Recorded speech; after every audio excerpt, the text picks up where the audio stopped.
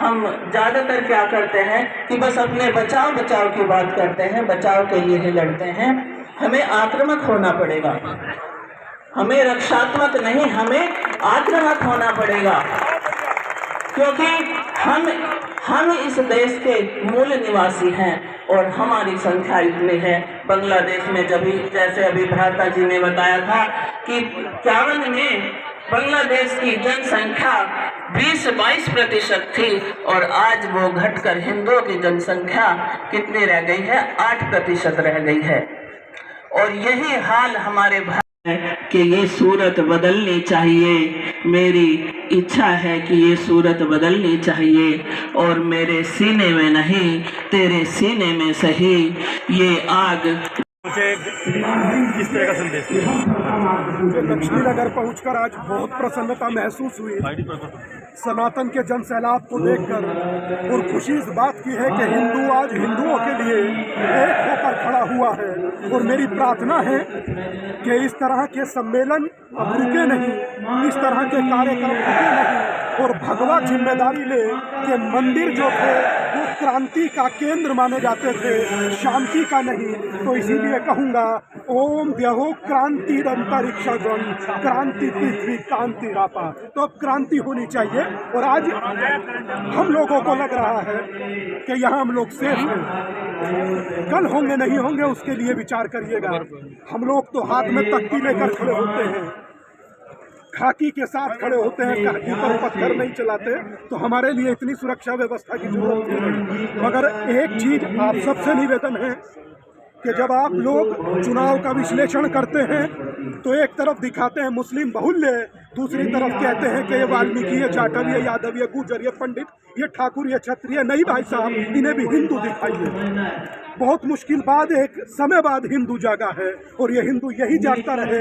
इसी कारणवश आज यहाँ खड़े हुए हैं और इस उम्मीद के साथ कि यहाँ से बांग्लादेशी और रोहिंग्या जितने भी हैं कूड़ेदान में फिकवाए जाएं और वहाँ से हिंदू यहाँ लाए जाएं। धन्यवाद। आने वाली करने वाले, नरसंहार करने वाले एक ऐसे प्रधानमंत्री के राज में कौन नोबेल पुरस्कार बांटता है नरसंहार करने वाले नरभक्षी को? और अगर आज भी ऐसे व्यक्ति से नोबेल पुरस्कार नहीं दिया गया, आने वाले समय में नोबेल की वैल्यू समाप्त हो जाएगी। और इन हिंदुओं के लिए हम सब लोगों को एक होकर डटकर खड़ा होना चाहिए। इसीलिए हिंदू हर चुनौती का सामना करेगा, डटकर एक होकर संगठित होकर। ना ही हिंदू रुकेगा, न थकेगा, न झुकेगा। महाराज जी, जात पात को हटाने की बात की आपने, यात्रा भी निकाली थी, कितना सफल हुआ? मैं समझता हूँ। अरे सफलता की बात कीजिएगा दादा तो मुझे सोच में पड़ जाऊंगा।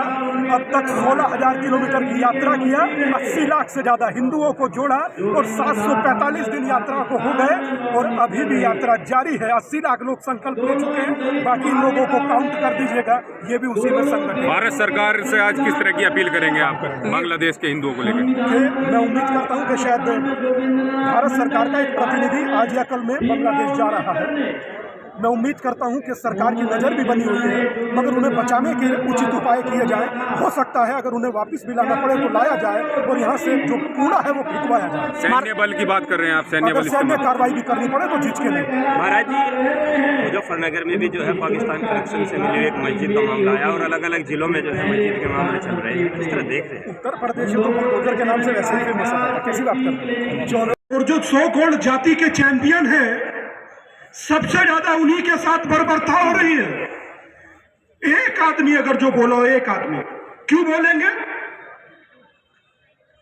कथित भाईचारा निभाना इस चक्कर में। और कौन सा भाईचारा भाई? जितने हिंदू यहां बैठे और जितने समाज के लोग बैठे वो तय कीजिए कि भाई कौन है और चारा कौन है। तय करिए इस बात को। क्या नाटक लगा रखा भाईचारा? ये भाईचारा होता है? लाखों हिंदुओं का एक नोबेल पुरस्कार विजेता नरसंहार करा देता है। कोई एक गंगा यमुनी तहजीब वाला नहीं कहता कि ये जाहिलों की जमात को बंद करो। एक आदमी नहीं कहता।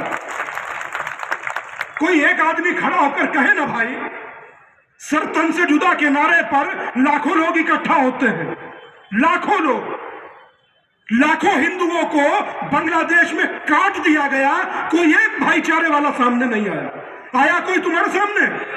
आपने देखा पीछे वाले जो खड़े देखा किसी ने? एक आदमी ने नहीं देखा यार, फिर किस बात का नाटक?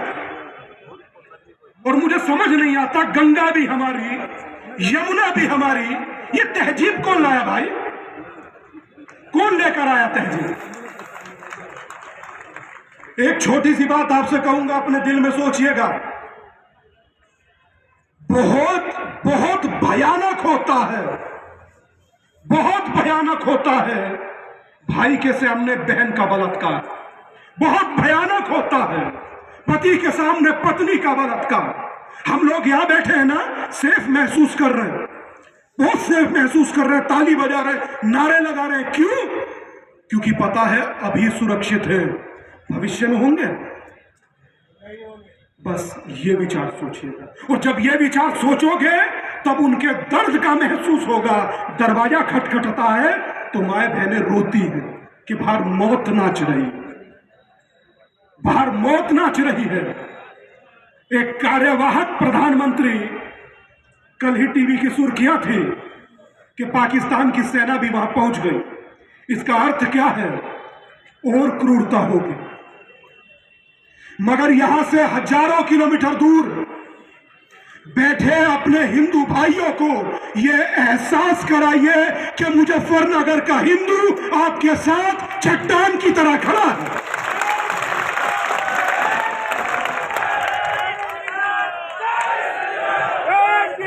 यकीन मानिए, जब एहसास कराने की बात आती है ना, तो वो सामने मुमटी पे खड़े भाई भी हाथ खड़ा करते हैं, तो दिल को क्या सुकून होता है कि जो जहां खड़ा है उसका हाथ भी वही खड़ा है। इसीलिए हिंदुस्तान में हिंदू सबसे बड़ा है।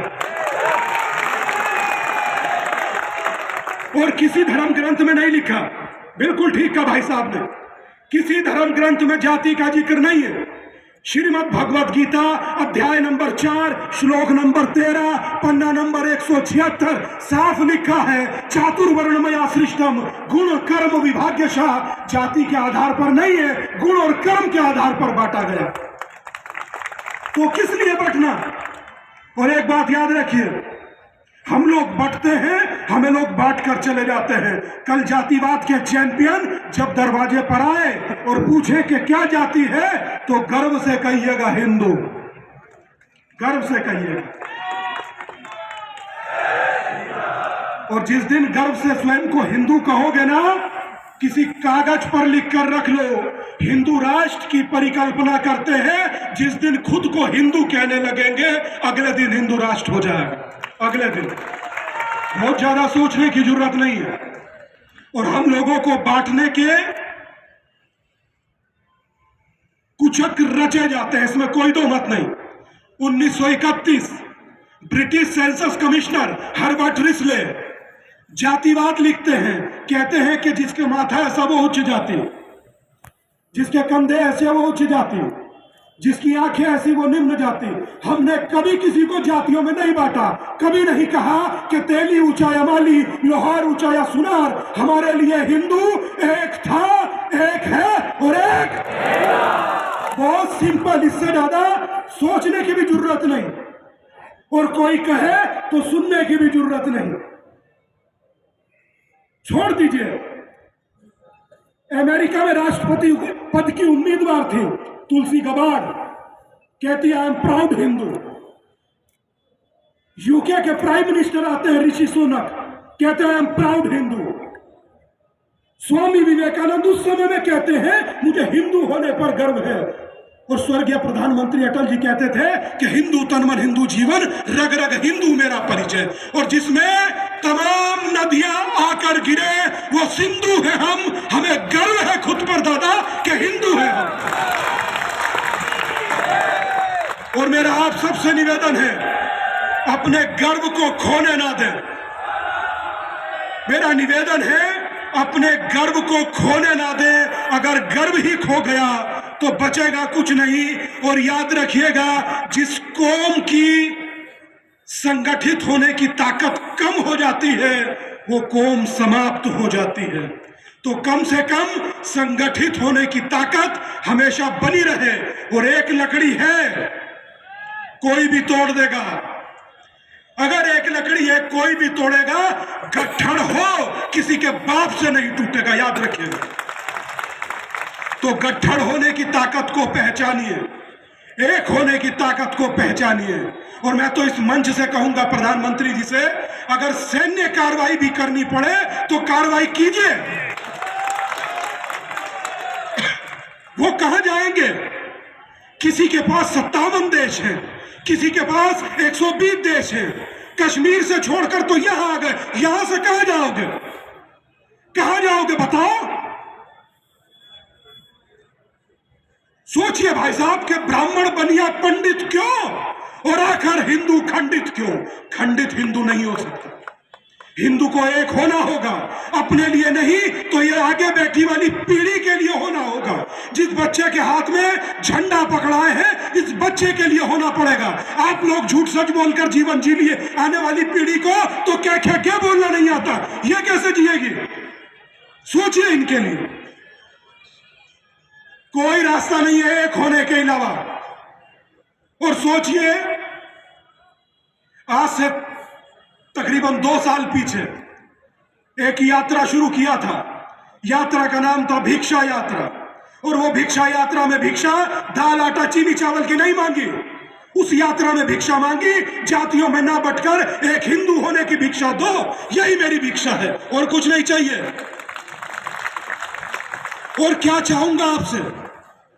सारी जिंदगी आपका दिया हुआ खा रहा हूं, आपका दिया फोन रखता हूं, आपकी दी हुई कार में चलता हूं। मैं मंच से भी प्रार्थना करूंगा, आज कर्तव्य है भगवा का कि वो इन हिंदुओं के लिए खड़ा हो, इन हिंदुओं के लिए लड़े।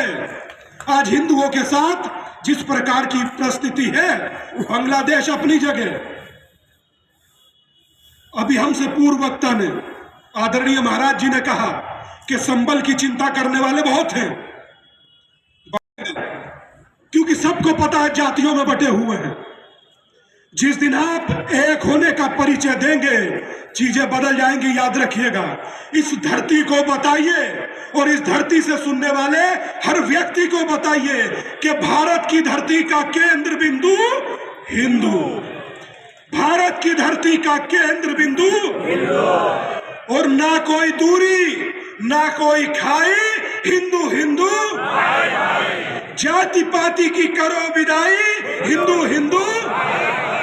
और रोचक क्या जानते हैं?